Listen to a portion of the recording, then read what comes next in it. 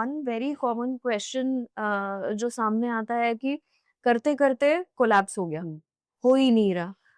अब एक शादीशुदा लाइफ के लिए या कोई सेक्सुअल लाइफ के लिए बहुत ज़रूरी है ना कि अच्छा सेक्स होना, पर वो करते-करते नहीं हो पा रहा है, तो फिर क्या करें सर? ये इसका ट्रीटमेंट क्या है? देखो, सबसे पहले तो हमें समझना पड़ेगा कि व्हाट इज इरेक्टाइल डिस्फंक्शन। हुँ। तो इरेक्टाइल डिस्फंक्शन वो है कि मेरे पेनिस में ब्लड नहीं आ रहा है जब मुझे परफॉर्म करना है, जब मुझे सेक्स करना है तो प्रॉपर इरेक्शन नहीं हो रहा है, प्रॉपर हार्ड नहीं हो रहा है। अब इरेक्टाइल डिस्फंक्शन के 3-4 प्रकार हैं। पहला, फिजियोलॉजिकल, आपकी बॉडी में कुछ फिजियोलॉजिकल प्रॉब्लम्स हैं। हार्मोनल, टेस्टिकल के अंदर टेस्टोस्टेरोन कम बन रहा है। साइकोलॉजिकल, जी। साइकोलॉजिकल कि आपको फियर ऑफ फेलियर है, मैं कर पाऊंगा नहीं कर पाऊंगा। अब जब आप अपने पार्टनर के साथ पहले अच्छा सेक्स कर रहे थे, लेकिन अब पिछले कुछ समय से आपको ऐसा लग रहा है मेरी परफॉर्मेंस पुअर हो रही है, मेरी गाड़ी कम एवरेज दे रही है, इसका मतलब ये आपकी बॉडी के फिजियोलॉजिकल और वेस्कुलर चेंजेस हो रहे हैं। वेस्कुलर चेंजेस मतलब आपकी जो नसें हैं वो सिकुड़ रही है। नसें मतलब आर्टरीज और वेन्स। अब वो क्यों सिकुड़ेगी?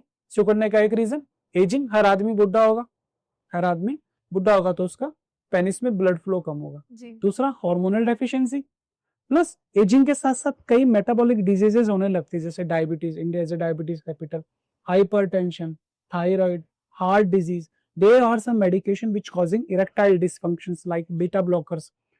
बीपी की बहुत कॉमन दवाई है बीटा ब्लॉकर्स, तो वो ब्लड के फ्लो को पेनिस की तरफ कम कर देती। कुछ एंटी डिप्रेसेंट्स, एसएसआरआई जिनको हम बोलते हैं, जब वो आदमी लेता है तो उससे उसका पेनिस में इरेक्शन नहीं होता है, ब्लड फ्लो कम हो जाता है।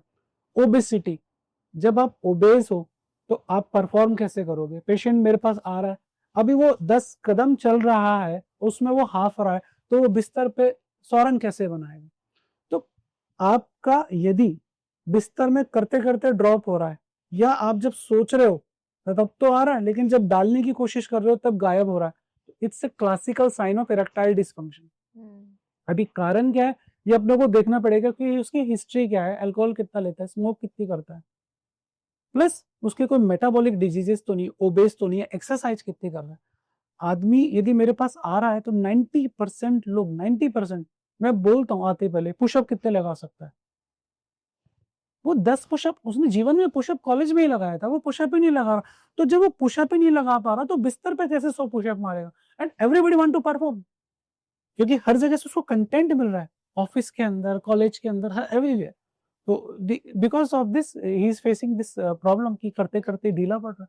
एंड बहुत आसानी से इलाज हो सकता है, just need to change life style.